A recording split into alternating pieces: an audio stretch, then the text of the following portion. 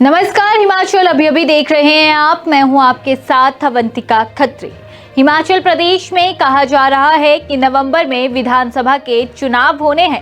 सरकार एक के बाद एक बड़े कार्यक्रम कर रही है। केंद्रीय मंत्री और यहां तक कि पीएम मोदी भी जयराम की नैया पार करवाने के लिए हिमाचल का रुख कर रहे हैं। लेकिन जाता मई जयराम सरकार को बड़े घाव दे सकता है। जयराम सरकार विकास के दम पर हुंकार भरती हुई नजर आ रही है, लेकिन इसी बीच कुछ वर्ग ऐसे हैं जिनकी मांग को लेकर जयराम सरकार लगातार आश्वासन के बंधन में उन्हें बांधती आई है और 2022 में सत्ता में काबिज होने के सपने संजो रही है। इस साल जयराम सरकार ने कई वर्गों की मांगों को पूरा किया। कहीं न कहीं कोशिश की गई कि वोट बैंक को साधा जाए, मगर इसी बीच इस गुजरते वक्त में वो लोग अपना दर्द नहीं भूले जिन्हें सरकार ने हर साल केवल कोरे आश्वासन दिए हैं। इनमें सबसे पहले बात एचआरटीसी कर्मचारियों की करते हैं। लगातार परिवहन मंत्री के आगे अपना दुखड़ा इन चालक परिचालकों ने सुनाया, लेकिन हाथ में महज कोरे आश्वासन आए, जिसके बाद अब इन कर्मचारियों ने एक बार फिर आंदोलन का रुख अपना लिया है और 12 मई से परिवहन निगम के चालक लगातार गेट मीटिंग कर अपनी मांगों से सरकार को अवगत करवा रहे हैं, मगर अभी तक इनकी मांगों पर कोई गौर नहीं किया गया। जिसके बाद सरकार को चालक यूनियन की तरफ से अल्टीमेटम दिया गया कि अगर 29 मई से पहले उनसे बातचीत नहीं की गई और ये बातचीत जो है अगर सफल नहीं हुई तो 29 मई को निगम के कर्मचारी काम छोड़ो आंदोलन शुरू कर देंगे। अब इन मांगों के बारे में भी आपको बता देते हैं कि क्या इनकी मांगे हैं। एचआरटीसी महकमे के कर्मचारी भी छठे वेतन का लाभ मांग रहे हैं। उनका ये भी कहना है कि पिछले करीब 36 महीनों से परिवहन निगम के चालक परिचालकों को नाइट ओवरटाइम का पैसा नहीं मिल पा रहा है। साथ ही मेडिकल बिलों का भुगतान भी लंबित है। अगर बात अब इन परिवहन निगम के कर्मचारियों की करें तो लगातार आंदोलनरत ये कर्मचारी हैं, जिसके चलते परिवहन निदेशक की ओर से इन्हें वार्ता के लिए भी बुलाया गया, लेकिन ये वार्ता भी असफल हो गई और अब कहीं न कहीं इन कर्मचारियों ने सीधे तौर पर कह दिया है कि जब जयराम सरकार परिवहन विभाग हमारी मांगों को नहीं मान रहा है तो इसी महीने मई में ही बसें जो है वो चलना बंद होंगी और चक्का जाम ये कर्मचारी जरूर करेंगे। आज हमारी 11:30 बजे एमडी साहब के चैम्बर में हमारी मीटिंग बुलाई गई थी।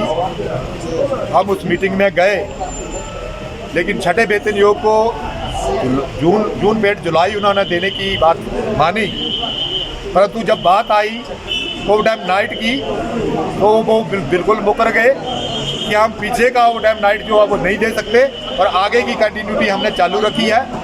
तो मैं आपको बता देना चाहता हूँ कि पहले भी एडिशनल चीफ सेक्रेटरी महोदय से हमारी एक वार्ता हुई थी, उसमें भी उन्होंने 6 महीने का ओवरटाइम नाइट देना माना था, लेकिन आज तक वो 6 महीने का ओवरटाइम नाइट नहीं मिला।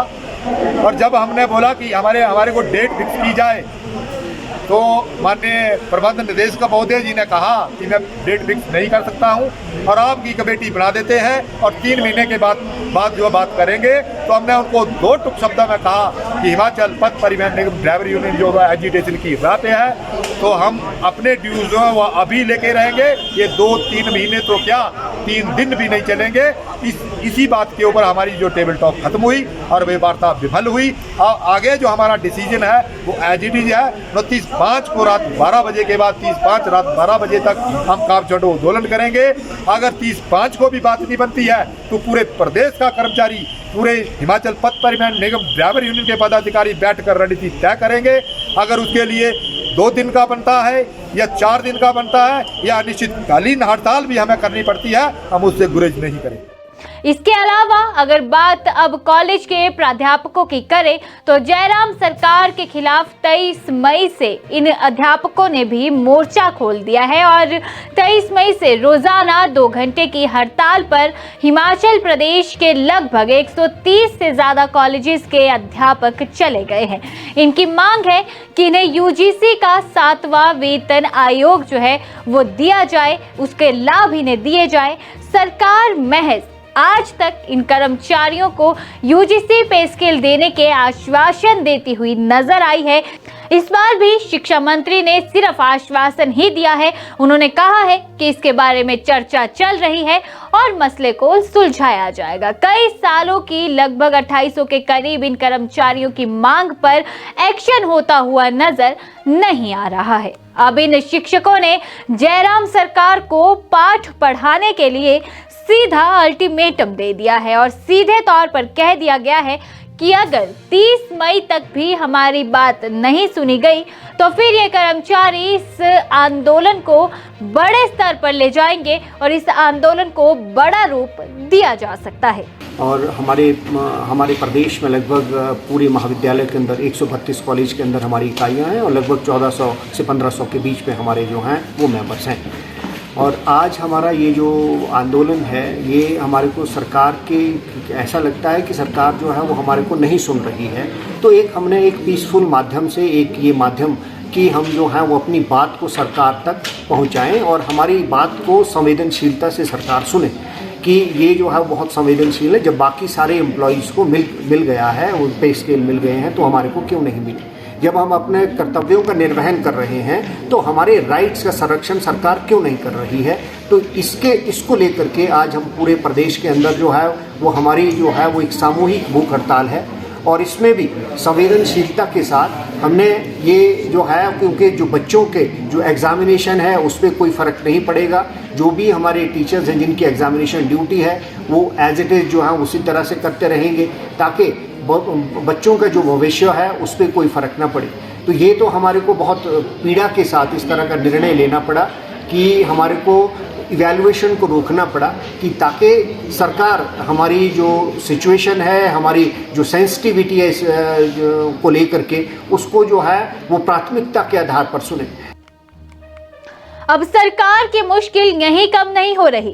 परिवहन और शिक्षा से जुड़े कर्मचारियों के अलावा स्वास्थ्य जगत में अपनी अहम भूमिका निभाने वाले 108 और 102 कर्मचारियों ने भी सरकार को इस बार सीधी चेतावनी दे दी है कि अगर इनकी समस्याओं का हल 25 मई तक नहीं निकाला गया तो ये भी प्रदेश भर में एम्बुलेंस के पहियों को थाम देंगे। एम्बुलेंस कर्मचारी यूनियन के अध्यक्ष ने आरोप लगाए हैं कि जयराम सरकार 4 सालों से केवल इन्हें आश्वासन देती आ रही है लेकिन समस्याओं का निपटारा नहीं किया जा रहा। पुरानी कंपनी जो है उन्होंने ना तो कर्मचारियों को 1 महीने का वेतन दिया और ना ही एरियर दिया गया। कर्मचारियों का 41 करोड़ के करीब एरियर भी जो है अभी बकाया है, इसे कंपनी देने को तैयार नहीं है। इसको लेकर भी सरकार ने चुप्पी साधी हुई है। वहीं दूसरी ओर नई कंपनी भी कर्मचारियों का शोषण कर रही है।